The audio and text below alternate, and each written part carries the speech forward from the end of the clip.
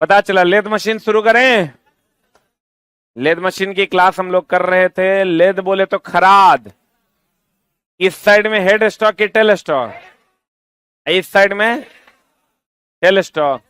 बोल रहे थे वो जो पेज लिखवा रहा है ना बेसिक साइंस, इससे पढ़े, उसमें लिख दो बेसिक साइंस की का ये चैप्टर नाम दे देना, इस बुक से पढ़ें। ठीक है। और इस साइड हेड स्टॉक। आज चला इंजीनियरिंग ड्राइंग की किताब छपने जा रही है। 2-3-4 दिन में छप के आ जाए। इस साइड चला रहेगा हेड स्टॉक, जिसका फट गया है फेविकॉल लेके चिपका लो। इस साइड रहेगा। अच्छा चला, किताब फटने की बातें बचपन से ही होती आ रही है, ये बहुत बड़ा इशू नहीं है। अब चूंकि बाइंडर तनी गड़बड़ है, क्या करोगे, कहते हैं। लेकिन देखो ये लोग का किताब कहाँ फटा है, कहाँ फटा है किताब।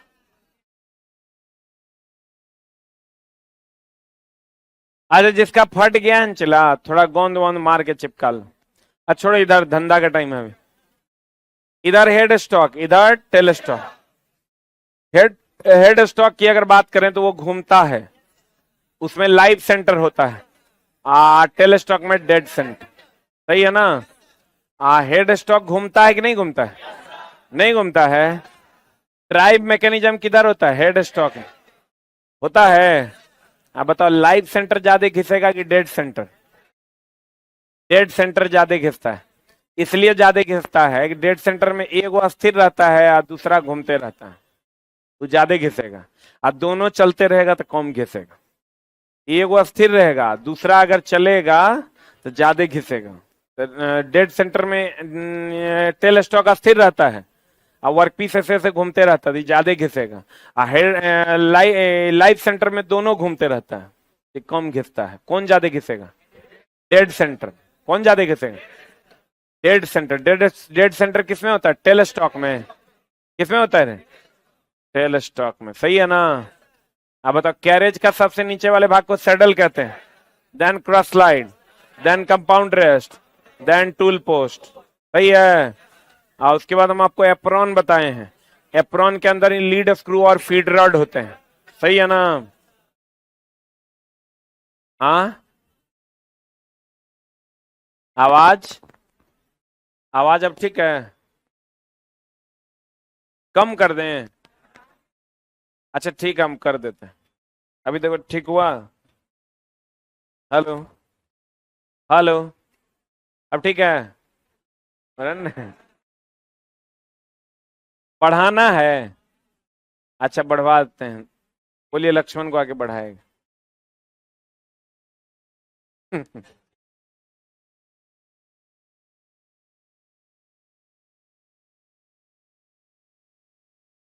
हम लोग आज पढ़ने वाले हैं चला लेद मशीन के उपसाधन। यही ना पढ़ने वाले हैं। एक होता है साधन, एक होता है उपसाधन। जैसे किताब तुम्हारा साधन है, हम तो और उपसाधन है। उपसाधन जो कार्य में मदद करता है, जो कार्य को आसान कर देता है, उसे हम क्या कहते हैं, उपसाधन। एगो बात बताओ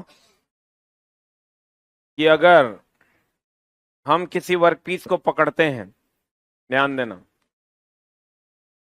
ये वर्कपीस इतना लंबा है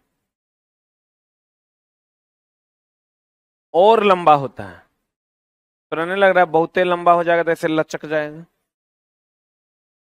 तो लचक जाएगा तो बीच में इसे पकड़ लेंगे तो लचकने देंगे। कहते हैं चला गौर फरमाइएगा, अगर ये हेड स्टॉक है, ये टेल स्टॉक है ना। थोड़ा साउंड बढ़ा दो। अगर लंबा वर्कपीस होगा तो लचक जाएगा कि नहीं लचकेगा। इसके लचक को कम करने के लिए एक सपोर्ट देते हैं, उसी को हम लोग उपसाधन कहते हैं। क्या कहते हैं उसको, उपसाधन कहते हैं। कहता है उपसाधन वैसा पार्ट होता है, ठीक है रे, जो लेद मशीन के कार्य क्षमता को क्या कर देता है, बढ़ा देता है। उपसाधन का उपयोग कार्यखंड को पकड़ने तथा गाइड करने में होता है। एक तो पकड़ेगा और सीधा रूप से उसको गाइड करेगा। अब कैसे करेगा वो तो हम लोग देखेंगे। मेनली पकड़ने में ही इसका उपयोग होता है। लंबा वर्कपीस को कि छोटा वर्कपीस को? अब लेद मशीन के उपसाधन के नाम centres, rest, thread cutting dial, stocks attachment. ये तीनों हम लोगों को नहीं पढ़ना है। हम लोगों को पढ़ना है दो गो, एगो सेंटर एगो रेस्ट। एक एक करके हम लोग उसको देखेंगे। सेंटर क्या होता है? चला, ये अटैचमेंट है। सेंटर्स की बात करते हैं। किसकी बात करते हैं? किसकी बात करते हैं? सेंटर्स। सेंटर्स जो होता है चला, ये इस टाइप का होता है।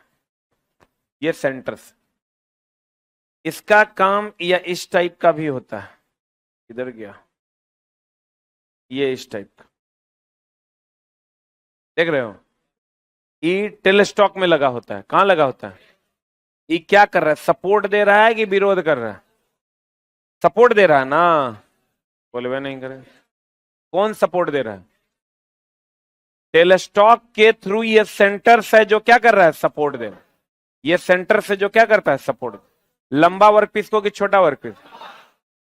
अब चला, इसका जो पॉइंट एंगल होता है ये अक्सर 60 डिग्री होता है, लेकिन ये 75 भी होता है और ये 90 भी होता है। इसका जो टिप है, इसका जो टिप है चला, ये टिप, इस पर टंगस्टन का, ये हाई स्पीड स्टील का होता है, लेकिन इसके ऊपर टंगस्टन कार्बाइड का लेप लगा देते हैं। क्या लगा देते हैं?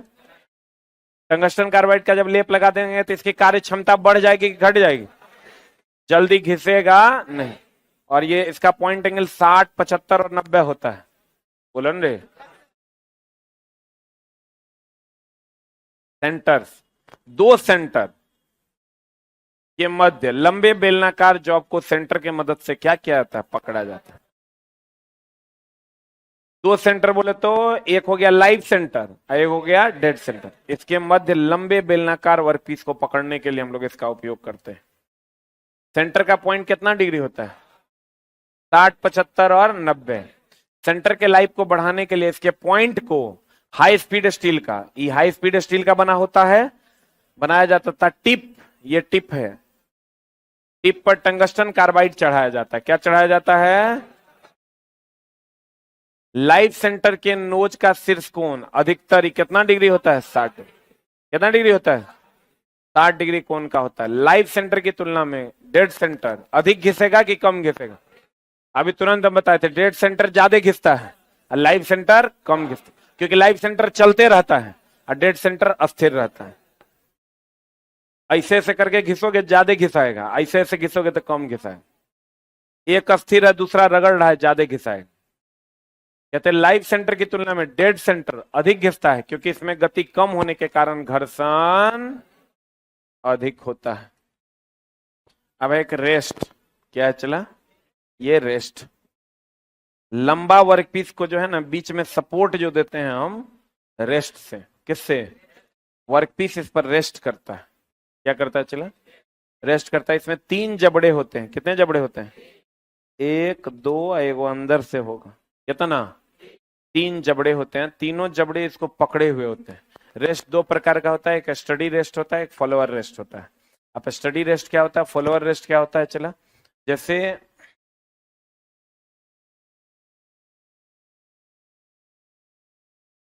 वो पाइप देना,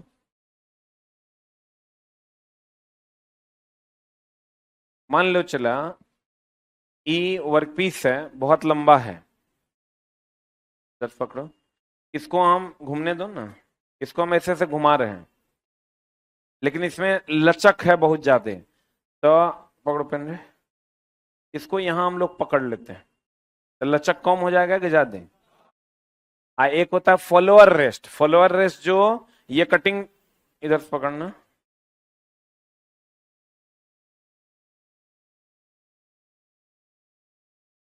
ये लंबू है, इसको आने दो, इधर आने दो, तुम जाओ बैठो।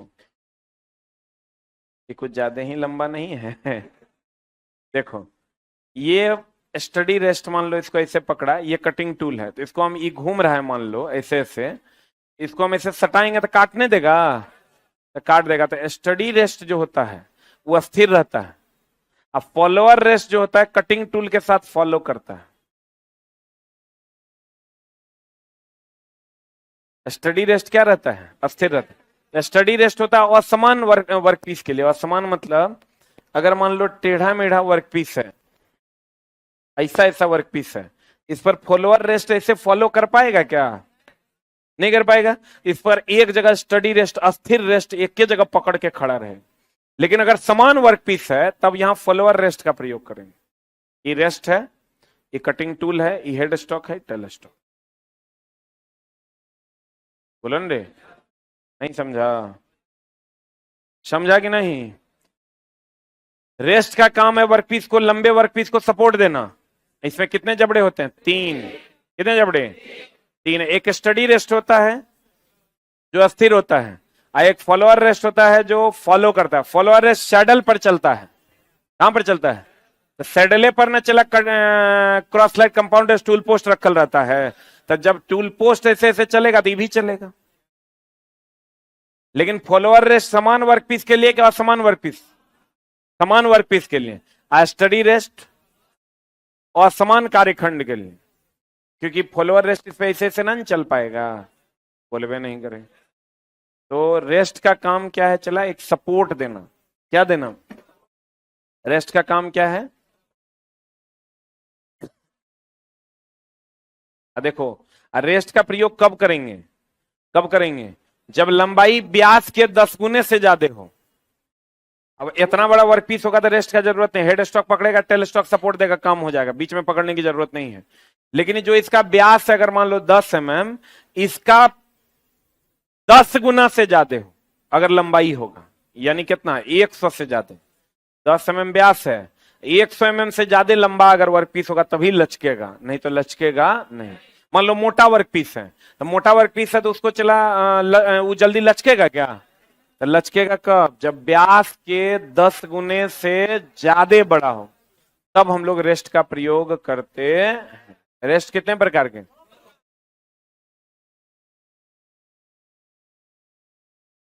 कहता रेस्ट लेद मशीन पर लंबे कार्यखंड को की टर्निंग करते समय टेढ़ा होने से बचाने के लिए किसका प्रयोग करते हैं? रेस्ट का प्रयोग किया जाता है। रेस्ट का प्रयोग उस कार्यखंड के लिए करेंगे जिसकी लंबाई उसके व्यास के 10 गुने से क्या हो? अधिक। रेस्ट कितने प्रकार के? काय को जबड़ा है, इसके जबड़े के ऊपर टंगस्टन कार्बाइड का लेप लगा होता है। क्या लगा होता है? 2 प्रकार का, एक स्टडी रेस्ट, एक फॉलोअर रेस्ट। देखो ये रेस्ट है, इस पर वर्कपीस देखो हेड स्टॉक में पकड़ा हुआ है, इस पर रेस्ट कर रहा है। बोलो रे, ये देखो इस सैडल पर है, ये ऐसे ऐसे जाएगा, कहते हैं स्टडी रेस्ट। स्टडी रेस्ट अस्थिर होगा। बोलो रे, इस समान कार्यखंड के लिए असमान कार्यखंड के। स्टडी रेस्ट लेद बेड पर एक स्थान पर स्थिर रहता है और कार्यखंड को क्या करता है? एक स्थान पर स्थिर रहेगा और कार्यखंड को सहारा देगा। बोलो, स्टडी रेस्ट के नीचे का आधार किसका बना होता है?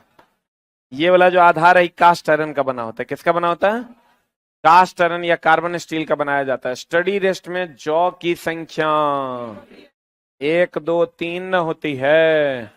और समान सतहों वाले कार्यखंड को स्टडी रेस्ट के द्वारा अस्थिर किया जा सकता है या पकड़ा जा सकता है। अब फॉलोअर रेस्ट देखो, ये फॉलोअर रेस्ट जो है ना चला, ये फॉलो करता है। क्या करता है ये? तो समान कार्यखंड के लिए को असमान कार्यखंड। यह रेस्ट कैरेज के सैडल पर लगाया जाता है। किसके सैडल पर? तथा कैरेज के साथ साथ चलता है। फॉलोअर रेस्ट फॉलो करता है। क्या करता है? फॉलोअर रेस्ट कार्बन स्टील या कास्ट आयरन का बना होता है तथा समान सतहों वाले कार्यखंड के लिए। फॉलोअर रेस्ट जब भी लगेगा समान सतह पर ना फॉलो करेगा के लिए प्रयोग किया जाता है। रेस्ट के टिप पर टंगस्टन कार्बाइड का अटैचमेंट किया जाता है, जिससे उसकी उम्र बढ़ेगी कि घटेगी? क्योंकि टंगस्टन कार्बाइड हार्ड मटेरियल है। क्या है वो? Cutting operation. अब कटिंग ऑपरेशन में देखो क्या क्या है, टर्निंग, फेसिंग, ग्रूविंग, नर्लिंग, ये सब ऑपरेशन जो है होता है ड्रिल मशीन, लेद मशीन पर। Drilling, boring, threading, reaming, parting off, under cutting, taper turning, step turning, tapping, इस सब ऑपरेशन लेद मशीन पर किया जा सकता। एक एक ऑपरेशन को हम लोग पढ़ेंगे, जिसमें पहला ऑपरेशन आपका क्या है, क्या है, टर्निंग। अब टर्निंग भी दो प्रकार का होता है, एक स्ट्रेट टर्निंग, एक टेपर टर्निंग। स्ट्रेट टर्निंग शंकु के आकार का होगा तो टेपर टर्निंग, सीधा होगा तो स्ट्रेट टर्निंग, यानी सिलेंड्रिकल होगा तो स्ट्रेट टर्निंग, और शंकु के आकार का होगा तो टेपर टर्निंग। बोलो हाँ या ना। सीधा होगा तो स्ट्रेट टर्निंग, और शंकु के आकार का होगा तो कौन टर्निंग, टेपर टर्निंग। तो पहले हम लोग पढ़ेंगे क्या, टर्निंग। देखो ये टर्निंग है, ये हेड स्टॉक पर ये पकड़ा जाएगा। इसमें किसी भी तरीके से आप वर्कपीस को पकड़िए, कोई दिक्कत नहीं है, वर्कपीस लेकिन पकड़ा जाना चाहिए। ये कटिंग टूल है, क्या है ये, कटिंग टूल है। ये वर्कपीस है, चला, ये क्या है, कहते हैं इसे स्ट्रेट टर्निंग भी कहा, टर्निंग का दूसरा नाम क्या है, स्ट्रेट टर्निंग भी कहा है। इसमें वर्कपीस को किसी भी विधि द्वारा पकड़ा जा सकता है। हेड स्टॉक पर चॉक के द्वारा पकड़िए, फेस प्लेट के द्वारा पकड़िए, 4 जॉ चॉक के द्वारा, 3 जॉ चॉक के द्वारा, जिसके द्वारा मन करता है उसके, जिसके द्वारा पकड़ा जाएगा उसके द्वारा वर्कपीस को क्या करना, पकड़ना। टर्निंग को हम लोग स्ट्रेट टर्निंग भी कहते हैं। इसमें बनने वाले कार्यखंड बेलनाकार होते हैं, इसलिए इसको हम लोग कौन टर्निंग कहते हैं, सिलेंड्रिकल टर्निंग। वर्कपीस की टर्निंग करते समय अब एक बात बताऊं, दो बातें हैं। अगर आप कहीं पर भी डेप्थ ऑफ कट दे रहे हैं काटने के लिए, तो क्या वो डेप्थ ऑफ कट किस चीज पर निर्भर करेगा। अगर आप चाहते हैं कि एक्यूरेसी ज्यादा हो, क्या ज्यादा हो, मतलब फिनिशिंग ज्यादा हो, तो आपको कम फीड देना होगा। फीड का मतलब होता है डेप्थ ऑफ कट, कितना धसा कर काटना। अगर आप चाहते हैं एक्यूरेसी ज्यादा हो, बोलो न रे, अगर आप चाहते हैं कि एक्यूरेसी ज्यादा हो, कम धसाना होगा, धीरे धीरे काटना हो, कटिंग स्पीड कम रखना हो। जैसे पेंसिल हम लोग छीलते हैं, तो जब हम लोगों को फिनिशिंग ज्यादा चाहिए होता है तो क्या करते हैं, टर्निंग भी दो प्रकार का होता है, एगो रफ टर्निंग, एगो फिनिश टर्निंग। फिनिश टर्निंग में कम धसाएंगे, कम धसाएंगे कि ज्यादा, कम धसाएंगे, और कम धसाएंगे तो तेजी से भी काट सकते हैं। हाँ अलग नहीं, गड़बड़ हो जाएगा। तुम जो सोच रहा है ना, ऐसा कोई सीन नहीं है, बढ़िया समझ लो। ये बच्चा को समझ में नहीं आता है। देखो ये बात फिक्स है कि फिनिशिंग करने के लिए स्पीड कम रखना हो, है ना, क्या रखना होगा, कम धसाना भी होगा। बोलवे नहीं करें, अगर रफली काटना है तो ज्यादा धसाना है, स्पीड भी ज्यादा रखोगे टूले टूट जाएगा। अगर मान लो तुमको ज्यादा काटना है, रफ टर्निंग करना है, तो रफ टर्निंग में ज्यादा माल काट के हटाओगे, रफली काट खोट के हटाओगे। तो रफ टर्निंग के बाद फिनिश टर्निंग होगा कि पहले फिनिश टर्निंग होगा तब रफ टर्निंग, पहले रफ टर्निंग होगा, पहले रफली पेंसिल को छीलते हैं तब फिनिशिंग करते हैं। तो रफ टर्निंग में ज्यादा माल काट के हटाते हैं, तो वहां अगर ज्यादा फीड देंगे, कटिंग स्पीड बढ़ा देंगे तो टूलबा टूटने जाएगा। फीड ज्यादा देंगे तो डेप्थ ऑफ कट ज्यादा देंगे तो स्पीड को कम रखना होगा। और फिनिश टर्निंग में डेप्थ ऑफ कट कम होगा तो स्पीड को बढ़ा भी सकते हैं, लेकिन कम स्पीड रखेंगे तो और बढ़िया फिनिशिंग देगा। क्या समझा, फिनिश टर्निंग में डेप्थ ऑफ कट कम रहेगा तो स्पीड बहुत कम रहेगा, डेप्थ ऑफ कट तो तेजी से भी काट सकते हैं, लेकिन अगर धीरे काटेंगे फिनिशिंग और बढ़िया होगा।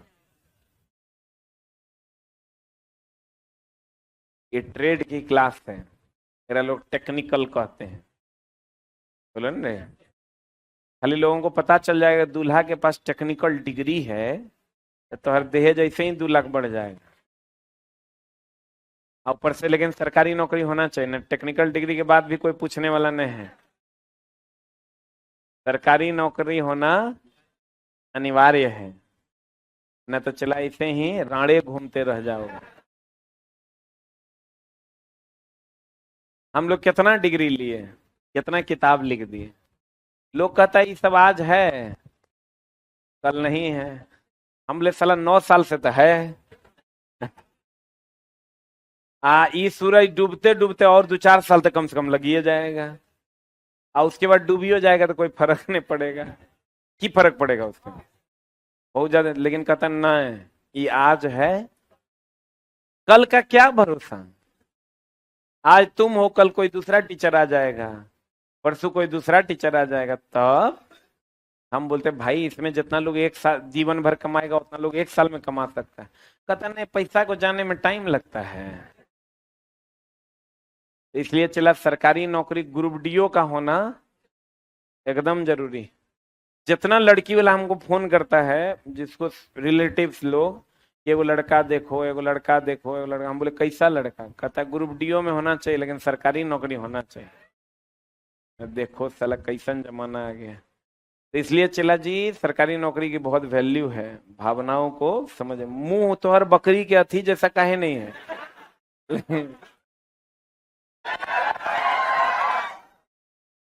मुंह तो हर बकरी के मुंह जैसा काहे नहीं है, लेकिन सरकारी नौकरी का होना अनिवार्य, ठीक ना। कुछ आदमी का मुंह ऐसा है कि लड़की देख लेगी तो उल्टियों नहीं करेगी, लेकिन अगर नौकरी हो जाएगा बाबू तो कई उल्टी को चाटियों लेगा लो। आप देखो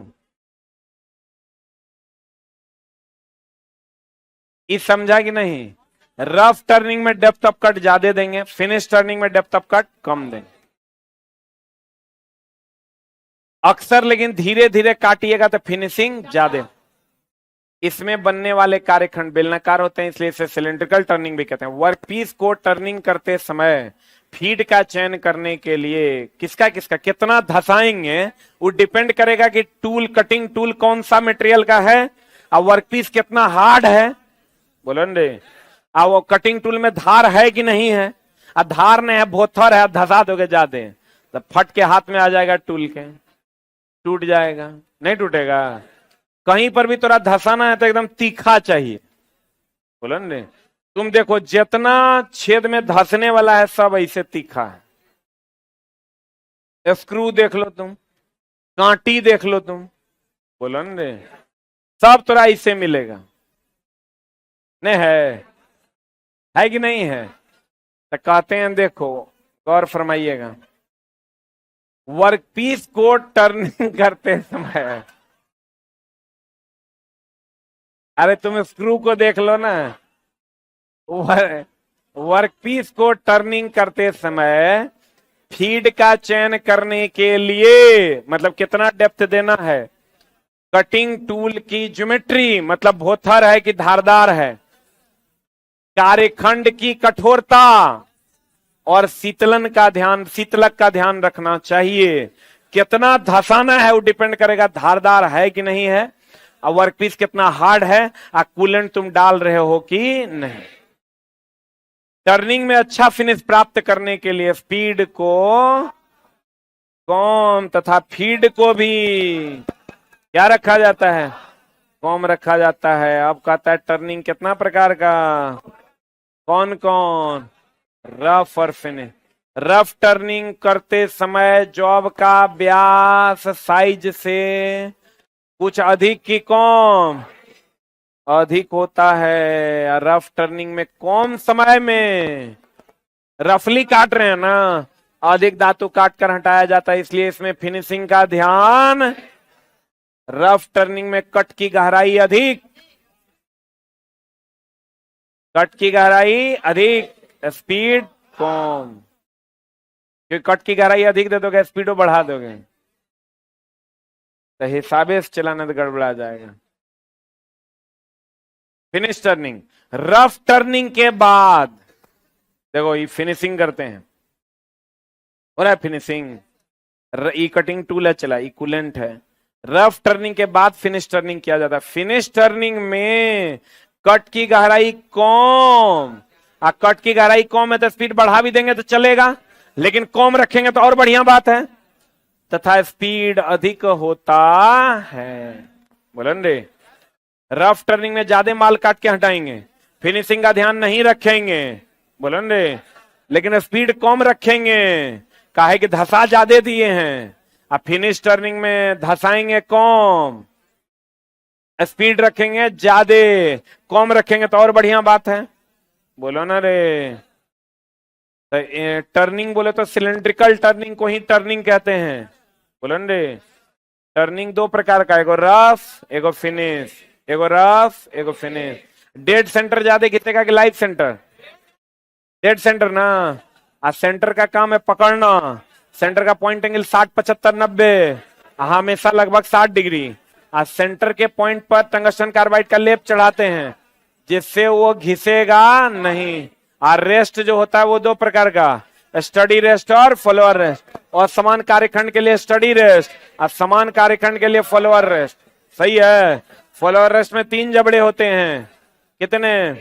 स्टडी और फॉलोअर दोनों में 3 जबड़े होते हैं और उसके ऊपर टंगस्टन कार्बाइड का लेप लगा देते हैं जिससे वो हार्ड ज्यादा होता है कि कम। उपसाधन उसे कहते हैं जो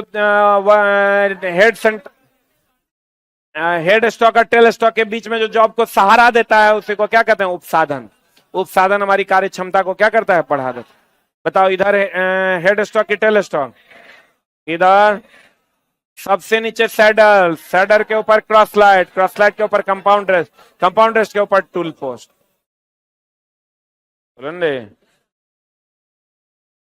हाँ, एक बाद हम लोग पढ़ेंगे, चला अगली कक्षा में फिर।